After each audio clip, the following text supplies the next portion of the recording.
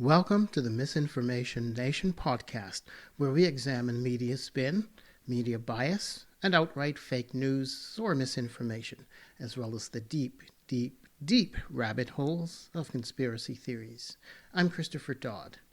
Welcome to episode 2, which we'll call Freedom! But for who?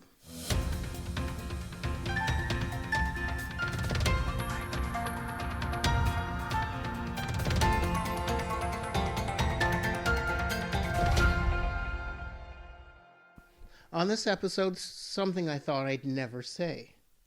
Fox News has adopted an issue quite close to my heart. Actually, they've adopted Canada. Actually, they adopted the truckers who took over the capital, Ottawa, and other important parts of the country. The protesters are anti-mask, anti-lockdown, anti-vaccine protesters. That is an issue which has a lot of traction in the US, of course, but less so in Canada.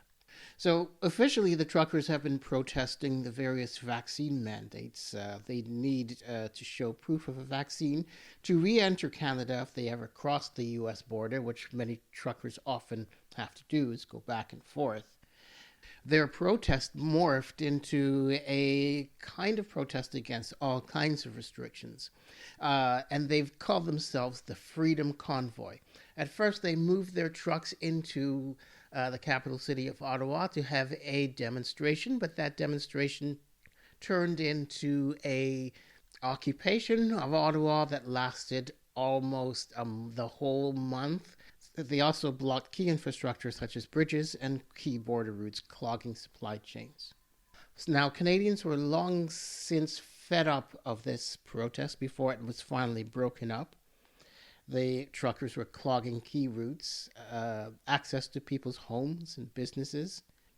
They were fed up of the unvaccinated putting them, the vaccinated, at risk. They were fed up also with government inaction, letting the protest build and stay right where it is without regard for other people's freedom. But I'll get to that idea of freedom later. Just to prove that all of this is true, an Angus Reid poll suggested that the Canadians were against the convoy, but that wasn't so in the US. So as I said, the American media grabbed onto this issue for obvious reasons. For example, America has a very different idea of vaccine restrictions that was made very, very clear. In fact, the high numbers of unvaccinated and infected people in the United States actually made it necessary for Canada to have a lot of the restrictions about crossing over to the border and having to prove vaccination when you come back. But back to the American media coverage now. Like, all the usual suspects were there: Fox, MSNBC, CNN, and they all covered it quite differently. Here's, for example, what the Wall Street Journal said about the protesters and the way that Canadians feel about the protests and about the vaccine mandates. Here's one of the pieces in the Wall Street Journal today. The lesson for the COVID-19 police is that when you've lost even Canadians, arguably the most law-abiding people on the planet, you've lost the political plot. As a result of media coverage like that, 2/3 of Americans apparently were in favor of the protests that weren't clogging up their streets, although it did affect the American economy as well because of the cross-border trade, which was being blocked. But here's a few facts, if we don't mind interjecting facts into all this polarized coverage. 90% of truckers in Canada were vaccinated. 80% of Canadians are fully vaccinated. And if this was really a working class revolt against the elite, as Fox News suggests, then why didn't the truckers have their own union behind them? Which they didn't. Watch what happens when actual workers, working people from working families who constitute the working class, actually come together as a group to protest how things are going. What happens then? Does the intellectual class greet these workers as heroes? Throw a parade, listen intently to their stories? Does NPR do a sympathetic feature on them? Or do self-described progressives recoil in revulsion and horror at the grubbiness of the people who, as we used to say, work for a living? Do liberals immediately denounce them as Nazis and call for their suppression by force? That's the question. What's the answer? Well, ask Trump voters what happens. They'll know. Or consider what's happening right now in Canada. Thousands of truck drivers have descended on Ottawa, the capital city, to protest the tyranny of Justin Trudeau's government. Justin Trudeau does not like truck drivers. He thinks they're revolting. Justin Trudeau likes private equity barons and tech moguls and other people who give him money. In fact, all of this makes this freedom protest a little bit more of a fraction of the population. You could even say a fraction of a fraction of a fraction, a small number of the working class or a small number of truckers, for example.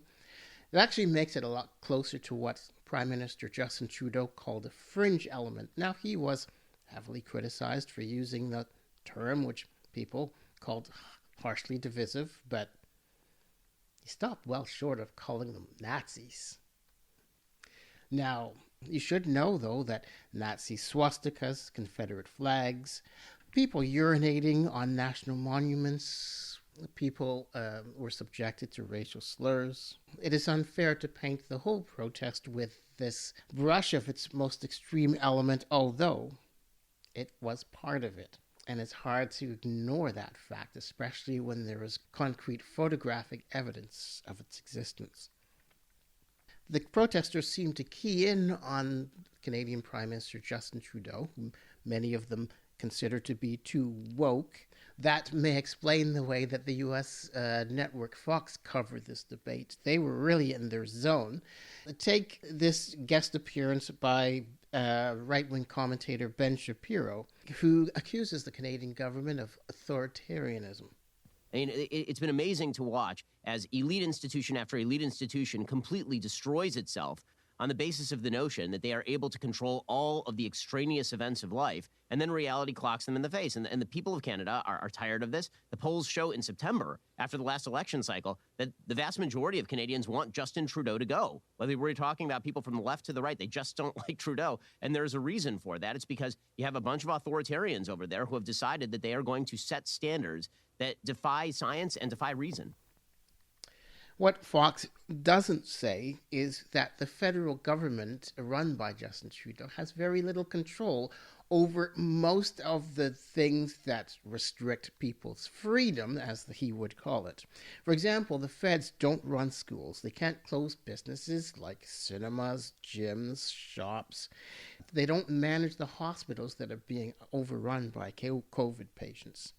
Provincial governments and local governments do most of those, and most of those are conservative. Conservative commentators in the U.S. didn't really inform you on any of those facts. Justin Trudeau's party ran recently in an election, and the policy of vaccine mandates was key to his re-election.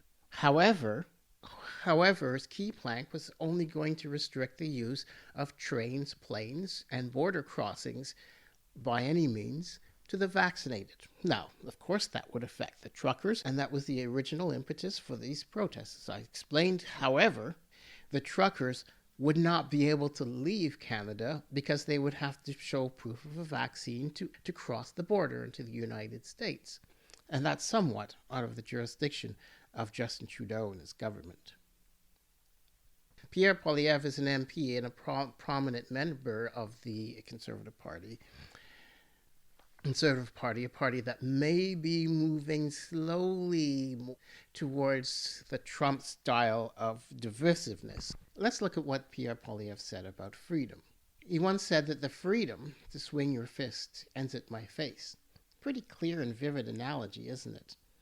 It was actually used to end the protest by an indigenous group 2 years ago. So you figure the same politician wouldn't be supporting the truckers when they are protesting? But of course he was. Kind of brings to mind the idea of what people consider to be freedom and what it actually is. So let's examine that for a second. We can look at the nurses for a minute. Now, Tucker Carlson called this the revolt of the working class against the elites. But wait a second. Aren't the nurses working class? I would say so. Do the nurses have the right to be fed up of the pandemic? I'd say as much as anybody. But are they calling for the end of pandemic restrictions? Absolutely not. The nurses know that hospitals would be overrun by COVID patients if it weren't for these restrictions, which had to be put in place. Most hospitals are now still full of COVID patients, and most of those, I've heard statistics as high as 80%, are unvaccinated. So that brings us back to the concept of freedom. Is it the freedom to make choices? Or is it the freedom to make choices that may have consequences to other people? Kind of the fist in the face, isn't it? Strange also, now that we're talking about contradictions, that Fox is cheerleading this protest, which has long been declared unlawful. Didn't Fox support the so-called law and order agenda of the U.S. right and former U.S. President Donald Trump? Makes you think about those concepts like freedom and law and order. They can be adopted and corrupted for whatever means you need. Isn't law and order really a doctrine that can, at some time, use the state to control others, while at other times using the state to protect your own interests? And finally, while we know there is lots of misinformation in this story, there is also, well, downright untruths and conspiracies. And here's one of them. The claim that was made by Fox TV on Tucker Carlson's show on others. By the way, no one in Canada's government or the media in Canada, which is mostly controlled by the government, is engaging with any of the arguments of people like that. Instead, they've gone directly to force, as crumbling regimes always do. There is no state control of Canadian media, although the Canadian government, like most governments, supports public radio, except for the United States, where there's very little public money going into public broadcasting. The Canadian government also regulates the broadcast industry, presumably to stop the amount of misinformation and media bias that's been allowed to air south of the border. Now, this Canadian watchdog, however, was unwilling or unable to stop a Fox News clone from airing on Canadian TV. Sun TV, as it was called, did close, though, after a couple of years. And why? Well, it wasn't because of the long reach of government control, as I say. It was poor viewership. In other words, lack of interest. Lack of interest, perhaps, for this type of one-sided media reporting. And that's a wrap of episode 2, Freedom. Want more? Well, you can reach into the deep, deep archive of 2 shows and never miss another episode when you subscribe to Misinformation Nation podcast, wherever you get your podcasts, and check us out at misinformation-nation.com. That's misinformation-nation.com.